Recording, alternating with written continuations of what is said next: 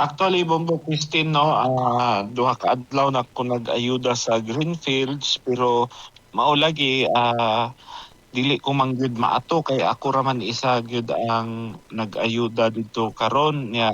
Ikaduha, ang problema nato sa Greenfields, piot kayo ang dalan, daghan po kayo ang marking sa kilid, so dili gyud makasulod atong truck. So Libreng sakay. gani man adtong Friday or Saturday ang akong driver nahuman to siya ayuda mga alas 3 na sa kadlawon apil gabi no. So nya napay kakulian gamay ang atong truck mo nang medyo langan gyud ang atong pag-ayuda kay na balumanta nga atong pipila ka adlaw kusog kayong ulan baha.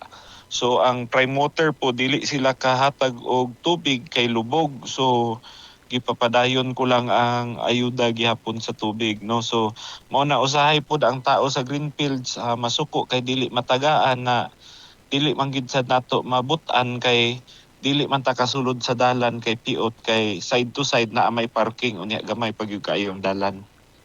Okay, so mao sa day nga problema dito. Pero kung sa imo ang end kay ano nga sige kag supply sa tubig not only ngadto na sa Greenfield nga bahin sa usa ka semana kons kapila ta makahatag og kani ang tubig sa mong area? Actually, ang Greenfields no murag kaduha pa man na sila nakahangyo sa ako. Unya naa may schedule pod ang atong mga water truck pero dili ra man gud ang Greenfields ray na ay problema sa tubig, halos man tibok malay-balay. So dili gina sila ingon nga mabalikan nimo diretso kay bahin-bahin ra man gyud Bombo Christine. Karon sa ilang taon nimo aning gihimo nila nga lakang karon kons kaning pagprotesta nila ngadto na sa buhatan sa Prime Water? Og ako suportahan ako sila kay dili naman ni maayo gyud ang serbisyo sa Prime Motor no. Makita man ninyo gani diya sa akong sa akong mga post sa Facebook nga ganawong-nawongon kumanggani na sila og kuan sa sesyon no. Kay ako manggod ako ga desisyon ko nga ginabutan ko pud ang akong sitwasyon sa ilaha. What if og ikaw wala pud kay tubig sama ra pud na sa ilaha nga na mubati gyud kag kasuko laliman ka tagtulo ka semana way tubig unsaon man nimo ang pagpanglimpyo diha ligo og sa imong pangkuan hygiene nimo. So mo man ang lisod good no nya ang problema po daning Prime Motor di man sila ga announce og naabay cut off or unsa. Mahibalo ka na lang way tubig kay way gaaga sa imong gripo. So ako mayo man ilang gibuhat ila man ang katungod gabayad sila og minimum o nya wa may klarong serbisyo. Ilang kuan kons mao pud na ila reklamo ba nga dagko kuno kay silang bayaran unya dili worth it ba ila ang gibayaran kay talagsa ra kay moagas yang uban sad last time didto pud miskuan kabangahan area so wa na gyud sila tubig didto ang uban nagpaputol na lang sila. Pero kons unsay standing karon aning Prime Water unsa gipadayon pa ba ni kons ila ang kani aba ila ang usay ila ang lisensya ana nag-renew ba na sila ang permit? Actually, ongoing man ang ilang termination process ana no sa sanggunian ginalihok man na. So murag nagtubag naman to sila so ongoing nga ang kaso sa pag-terminate. No ako tinuod na nga apil ang kabangahan, aglayan, kana linabo, magsaysay, San Jose, Lagitas mo ginay mga problematic nga mga area nato no. So dili pud lagi ta ka kuan lagi kay private nagsulod manggod og joint venture ang water district no. So base sa akong nasabtan sa istorya namon ni Mayor dili yun makahatag og amount ang syudad kay silbi murag ikaw na hinuoy nagtabang sa private partnership. Mao man ang sayop gud sa water district nga nagsulod sila sa usa ka partnership meaning private partnership dili na pwede makahilabot ang syudad paghatag og suporta kay naa may ilang investor. Ang problema lang karon kay ang ilang investor way klaro. Tinuod. So manay problema ang problema ani kons kay kana ba og panahon nga ma-terminate gyud sila di ba bayaran man na sa kani abang LGU ang nagastos sa Prime Water kons like in ana ang kani ang mamahimo nga dagan so kumbaga ang kani ang LGU magastuan na pud sila. Bali ang water district manggod imong sabton is GOCC siya, government-owned controlled corporation, no? So wa man gyud unta ni problema Bumbo Christine, no? Ug wa lang sila nagsulod og partnership kay pwede man gud na ingnon ni mayor nga karon galisod ang katawan sa Malaybalay, pwede man ingnon ni mayor o sige butangan ta nag 500 million, 300 million. Pero ang nakaapan dili na mabuhat sa atong mayor kay kasama sa akong giingon usab nagsulod sila og private partnership.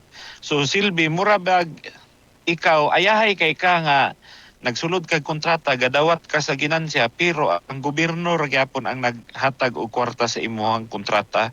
So mao nang isa ka problema, dili makasuporta ang LGU hangtod dili na siya ma-terminate. Sa akong pagsabot Bumbo Christina, akong klaron sa akong pagsabot nga mao na dili makatabang ang LGU pamaagi sa pagpaspas sa project, pag-finance kay nagsulod sila sa usa ka private contract.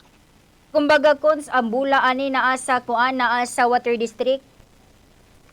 Yes. Until ma-terminate nila Bumbo Christine, ay pa dayon makatabang financially ang city government of Malaybalay. Muna sa akong nasabtan sa storya namo ni Mayor.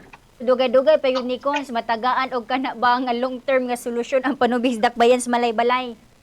Oo. Mao man na akong dili pod ganahan gud sa prime kay murabag taga Malaybalay man tanya taga Malaybalay ra man ang gapanglingkod din tinabanga lang gid unta tanya mas gustohon pa manggod nato nga wa tay kuryente kaysa wala tay tubig, di ba?